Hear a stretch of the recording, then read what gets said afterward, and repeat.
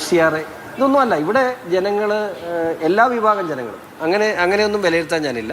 എല്ലാ വിഭാഗം ജനങ്ങളുടെയും വോട്ട് കിട്ടാതെ ഷോൺ ജോർജിന് എന്താണെങ്കിലും 35,000 വോട്ട് കിട്ടില്ല. ഈ ഒന്നിൽ കൂടുതൽ പഞ്ചായത്തുകളിൽ ഷോൺ 2ാം സ്ഥാനത്താണ്. അപ്പോൾ ഇടത് വലത് വോട്ടുകൾ കാര്യമായി കിട്ടിയെന്ന് വിചാരിക്കുന്നു. അല്ല, തീർച്ചയായിട്ടും എല്ലാ വിഭാഗം ഞാൻ പറഞ്ഞില്ലേ. ഇപ്പം 69-ൽ നിന്നും ജയിച്ച മാനസികാപ്പിൻ്റെ വോട്ട് 55 അല്ലേ. അതുപോലെ 54,000 ഉണ്ടായിരുന്ന ജോസ് കെ മാണിയുടെ വോട്ട് 45,000 കുറഞ്ഞു. അപ്പം ഈ വോട്ടുകളൊക്കെ കഴിഞ്ഞ കാലങ്ങളിൽ ഇടതുപക്ഷത്തോ വലതുപക്ഷത്തോ ഉള്ള വോട്ടുകളല്ലേ NDAക്ക് അനുകൂലമായി ഇപ്രാവശ്യം വോട്ട് ചെയ്തു. തീർച്ചയായിട്ടും എന്നെപ്പോലെ ഒരു പൊതുപ്രവർത്തകന് കോങ്ങാട് തുളസി 3706 വോട്ടിന് വിജയിച്ചിരിക്കുന്നു. കോങ്ങാട് LDF നിന്ന് UDF പിടിച്ചെടുത്തു. മഞ്ചേശ്വരത്ത് AK അഷ്റഫ് വിജയിച്ചിരിക്കുന്നു. 29,332. ചെറിയ നമ്പർ ഒന്നല്ല കേട്ടോ. കെ സുരേന്ദ്രൻ തോറ്റത് 29,30,000 എന്ന് വേണമെങ്കിൽ പറയാം. അത്രയും വലിയ ഭൂരിപക്ഷത്തിലാണ് ഏറ്റവും വലിയ ഭൂരിപക്ഷം. അതായത് അവിടെ വിജയത്തിന് തൊട്ടടുത്ത് വരെ കെ സുരേന്ദ്രൻ കഴിഞ്ഞതിന് മുന്നത്തെ തവണ 2016 എത്തിയിരുന്നു. അവിടെ നിന്ന് നേരെ 29,000-ലേക്കാണ് മുസ്ലിം ലീഗ് ഭൂരിപക്ഷം നേടി വിജയിച്ചിരിക്കുന്നത്. നമുക്ക് നേമത്തെ കാര്യം ഒന്ന് ചോദിക്കാം.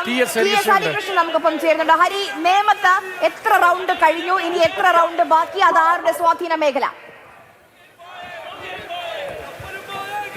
നേമത്ത് BJP തന്നെയാണ് ഇപ്പോഴും മുന്നിൽ. 12 റൗണ്ടുകൾ കഴിഞ്ഞപ്പോൾ 3,590 വോട്ടുകൾക്ക് NDA മുന്നിലാണ്. ഇതിൽ എസ്റ്റേറ്റ് വാർഡ് അതൊക്കെയാണ് ഇപ്പോൾ എണ്ണിക്കൊണ്ട്. എസ്റ്റേറ്റ് വാർഡ് കരുമം, ഇനി പാപ്പനംകോട്, മേലാങ്കോട്, പൊന്നുമംഗലം, തിരുവല്ലം, പുഞ്ചക്കരി, പൂങ്കുളം, വെള്ളാർ മേഖലകൾ ഇനി എണ്ണാനുണ്ട്. ഈ മേഖലകൾ ഇന്ത്യയുടെ ശക്തി കേന്ദ്രങ്ങളാണ്. അങ്ങനെയാണെങ്കിൽ രാജീവ് ചന്ദ്രശേഖരന് അടുത്ത ഈ വാർഡുകൾ എണ്ണുന്ന സമയത്ത് ലീഡ് നിലയിൽ കാര്യമായ കുറവ് വരാൻ സാധ്യതയില്ല. അങ്ങനെയാണെങ്കിൽ NDA നേമത്ത് വിജയത്തിലേക്കാണ് പോകുന്നത്.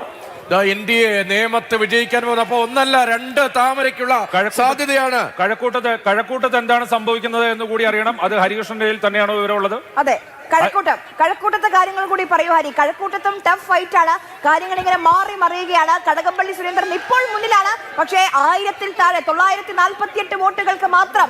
എന്ത് സംഭവിക്കും കഴക്കൂട്ടത്ത്? എത്ര റൗണ്ടായി? കഴക്കൂട്ടത്ത് 14 റൗണ്ടുകളായിട്ടുണ്ട്. 14 റൗണ്ടുകൾ പിന്നിടുമ്പോൾ 2,160 വോട്ടിന് LDF ഇപ്പോൾ ലീഡ് ചെയ്യുകയാണ്. കഴക്കൂട്ടത്ത് ആകെ 18 റൗണ്ടുകളാണുള്ളത്.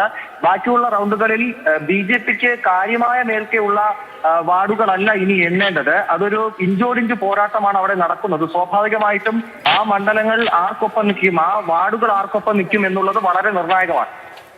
കഴക്കൂട്ടത്തപ്പോൾ LDF എന്ന നിലയിലാണ് ഇപ്പോൾ കാറ്റ് വീശുന്നത് എങ്കിൽ നേമത്ത് NDA വിജയിക്കുമെന്ന സൂചനയാണ് ഇപ്പോൾ വോട്ടെണ്ണലിൽ ഒരു പാറ്റേൺ വെച്ച് ഹരി റിപ്പോർട്ട് ചെയ്യുന്നത്. നേരത്തെ ഹരി പറഞ്ഞല്ലോ ഇനി എണ്ണാൻ പോകുന്ന ബൂത്തുകൾ ഇപ്പോൾ പൂങ്കുളം, വെള്ളാർ, പുഞ്ചക്കരി, മേലാങ്കോട്, നേമം, പൊന്നുമംഗലം, പാപ്പനംകോട്, എസ്റ്റേറ്റ്, ഈ മേഖലകളിലൊക്കെ ഭൂരിപക്ഷവും NDAക്ക് BJPക്ക് അനുകൂലമായ സ്ഥലങ്ങളാണ്. അങ്ങനെയെങ്കിൽ നേമത്ത് ഒരു തവണ കൂടി ഒരു 10 വർഷത്തിന്റെ ഇടവേളയ്ക്ക് ശേഷം വീണ്ടും താമര വിരിയാൻ പോകുന്നു.